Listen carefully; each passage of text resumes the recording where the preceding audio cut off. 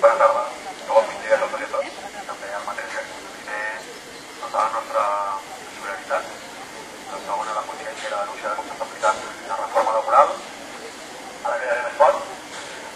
I l'última i la més necessària i imprescindible, dues coses. Una, que si Mahoma no ve a la muntanya ja anirà Mahoma. Per tant, si la direcció no vol parlar amb els grups parlamentaris que han demanat una reunió de la iniciativa, entre d'altres, doncs ja anirem nosaltres a Sant Cugat a dir explicacions de com es pot presentar. Bravo!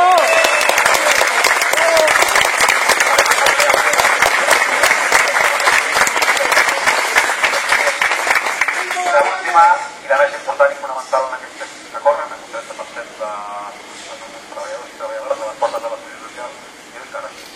Gràcies per una vegada 4 dies, gràcies per una vegada indemnitza, gràcies per seguir fent vagues en el país de les vagues.